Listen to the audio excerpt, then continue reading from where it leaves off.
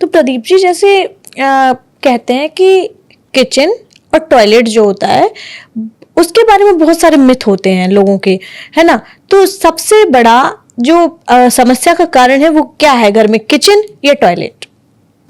दोनों। कैसे? सबसे पहले तो किचन और टॉयलेट साथ साथ नहीं होना चाहिए। उसके पीछे साइंस क्या है? किचन और टॉयलेट अगर साथ साथ है तो चांडाल योग बनाते हैं। टॉयलेट राहु और किचन मंगल, मंगल और राहु का कॉम्बिनेशन चांडाल योग बनाता है, जो सीधा हार्ट प्रॉब्लम करता है, जो सीधा हार्ट अटैक को न्योता देता है। तो वो कभी भी एक दीवार पे नहीं होने चाहिए।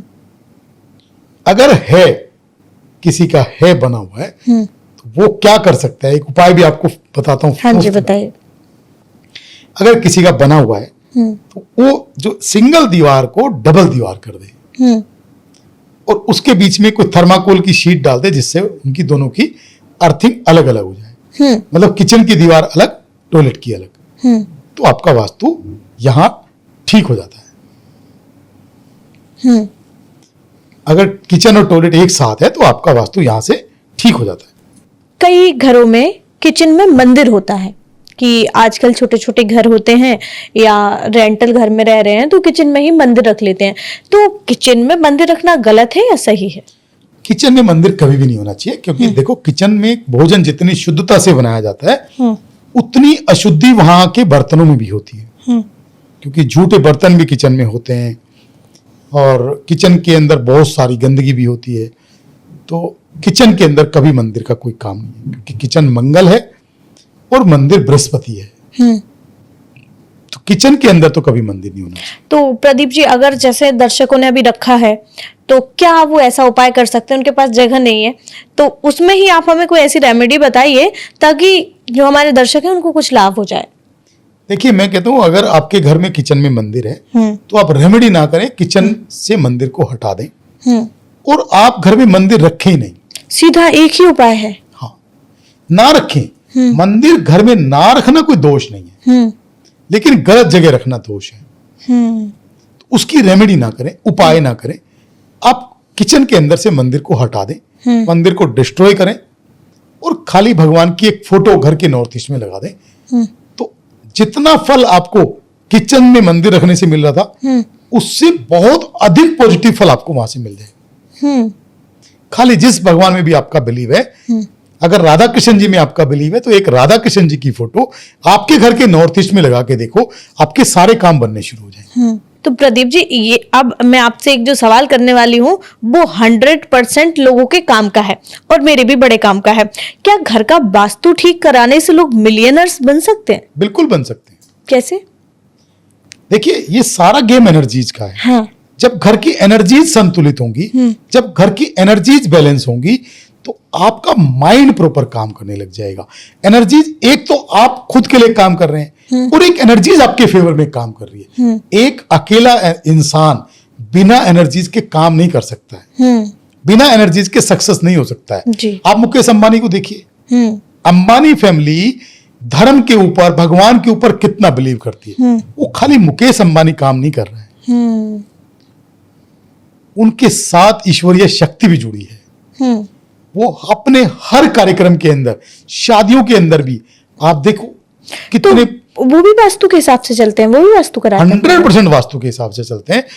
अंबानी फैमिली, मुकेश अंबानी की जो फैमिली है वो 100% वास्तु के हिसाब से चलती है, 100% सनातन धर्म को फॉलो करती है और 100% वेजिटेरियन है।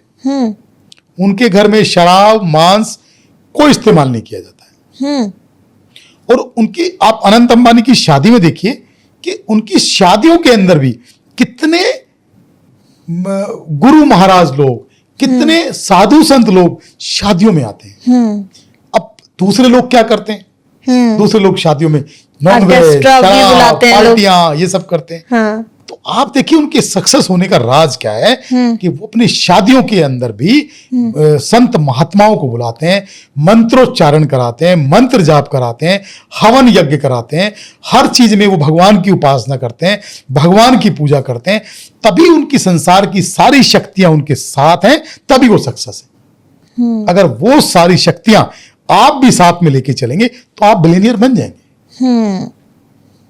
लेकिन आपको सनातन धर्म को और वास्तु को फॉलो करना। तो प्रदीप जी, जैसे किसी के घर में वास्तु दोष है और वास्तु दोष होने के कारण उनके मेंटल हेल्थ पे, उनके रिश्तों पे और उनके परिवार पे भी असर पड़ता है। बिल्कुल पड़ता है।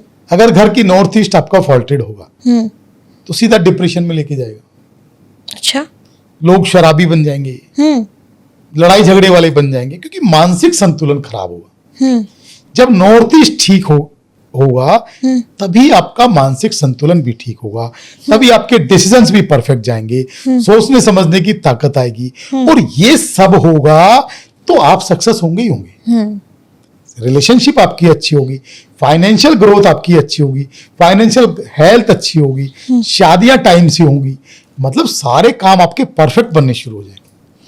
और प्रदीप जी, जैसे घर में वास्तु दोष है और घर को तोड़ फोड़ करना पड़ रहा है, तो क्या बिना तोड़ फोड़ किए भी वास्तु ठीक किया जा सकता है? जितने भी हम लोग वास्तु विजिट्स करते हैं, हाँ जी, 90% केसेस में हम कहते हैं कि कंसल्टेंसी ही रेमेडी है। कुछ करना ही नहीं है। अच्छा। खाली कंसल्टेंसी लो, जो करेक्शन आपको बता रहे हैं, कहीं आपका कलर चेंज करना है, कहीं मिरर चेंज करना है, कहीं बेड का सिरहाना चेंज करना है, कहीं लाइटिंग अच्छी करनी है, 90% केसेस में कंसल्टेंसी ही रेमेडी है।